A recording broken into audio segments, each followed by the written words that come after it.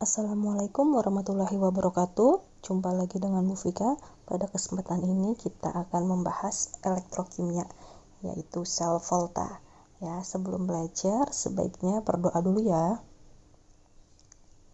Elektrokimia berarti kita bahas hubungan antara kelistrikan dengan reaksi kimia. Sebelum kita mempelajari sel volta, kalian harus ingat lagi materi oksidasi dan reduksi karena ini bersangkut paut ya. Ingat masih? Tentunya masih dong ya.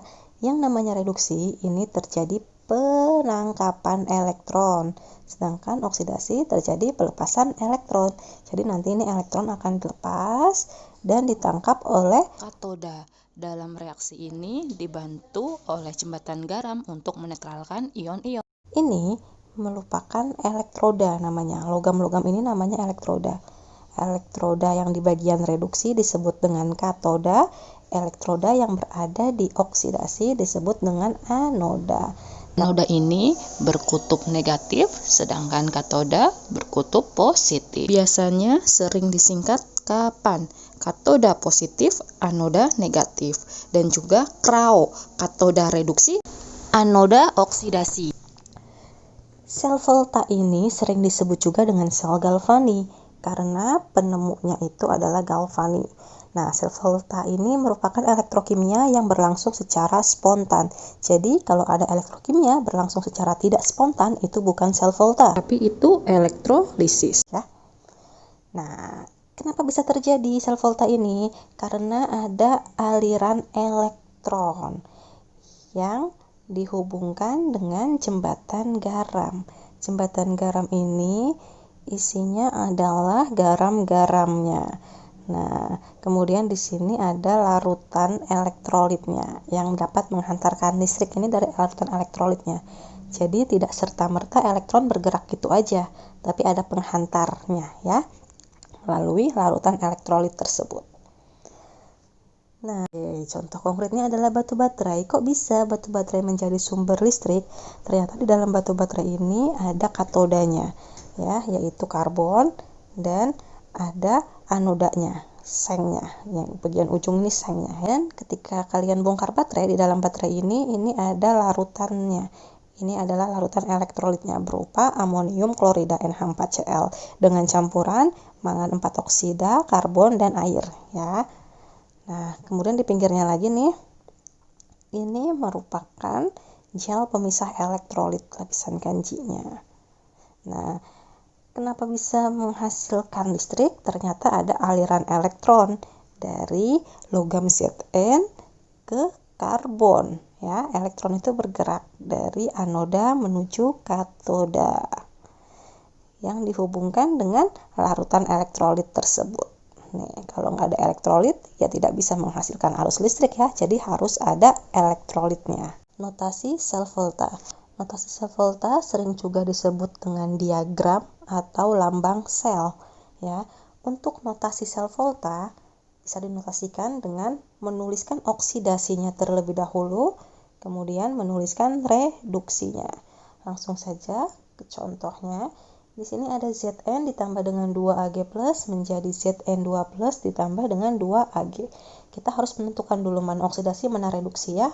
Ternyata oksidasinya di Zn ke Zn2 plus dan reduksinya ini Ag plus ke Ag gitu ya.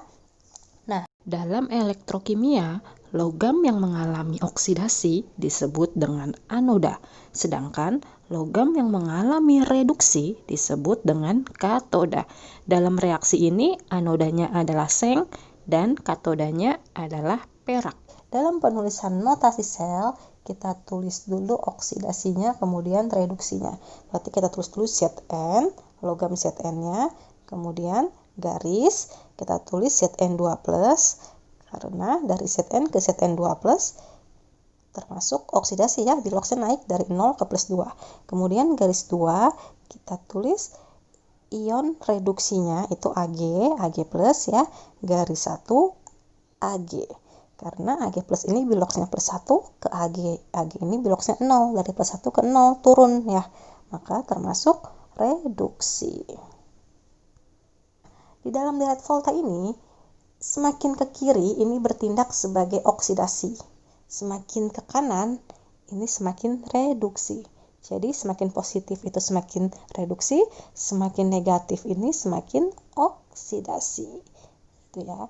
Dalam deret volta ini harus diingat unsur-unsurnya. Oke, cara mengingatnya adalah menggunakan jembatan pintarnya. Lika bawa cai. Nah, Mang Ali minta air. Sena cari visi di cowok. Niniknya senang pembalap. Hahaha, cucur hangus agak pahit. Au. Ulang lagi ya. Lika bawa cai. Nah, Mang Ali minta air. Sena cari visi di cowok. Niniknya senang pembalap. Hahaha, cucur hangus agak pahit. Au. Ya. Jadi semakin ke kanan, CuHGAgPtAu itu memiliki nilai potensial reduksi yang besar. Semakin ke kiri, nilai potensial reduksinya semakin kecil, atau dalam kata lain semakin oksidasi dia ya.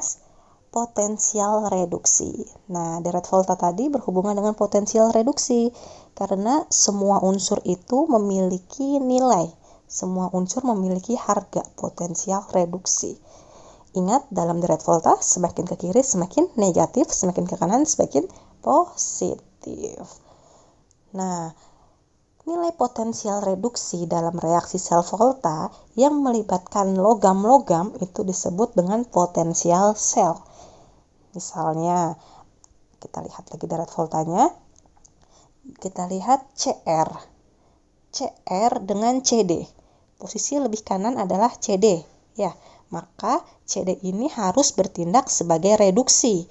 CR ini harus bertindak sebagai oksidasi. Ketika CR ini oksidasi dan CD-nya reduksi, maka kespontanan dapat berlangsung. Jadi, E0 sel bisa juga dihitung katoda dikurang dengan anoda atau reduksi dikurang dengan oksidasi. Perhatikan contoh soal berikut. Diketahui dua elektroda sebagai berikut. Ya, ada Ag dan Mg. Ag ini memiliki potensial reduksinya 0,8. Sedangkan Mg memiliki potensial reduksi min 2,37.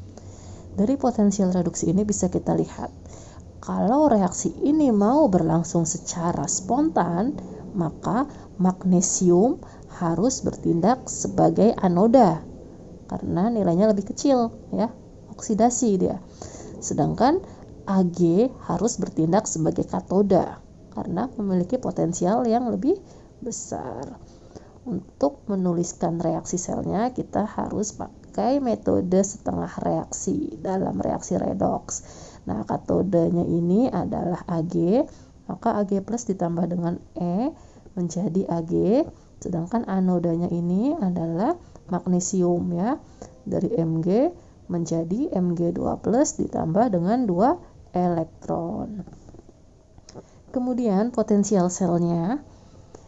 Oke, katoda di sini potensial selnya positif ya, 0,8. Sedangkan anoda di soal ini kan E0-nya min 2,37. Karena dia berubah menjadi oksidasi, maka E0-nya ini menjadi 2,37. Ya, karena reaksinya pun berubah. Awalnya reduksi jadi oksidasi, reaksinya berubah, ditukar, dan E0-nya ini berubah, tandanya dari min jadi plus. Gitu ya.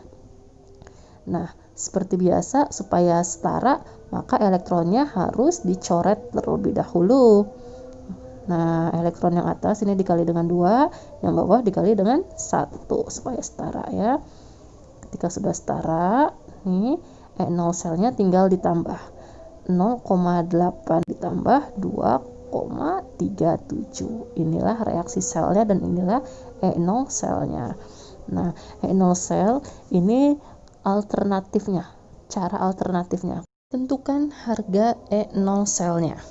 Nah, harga E0 sel ini bisa didapat tadi ya, E reduksi dikurang dengan E oksidasi.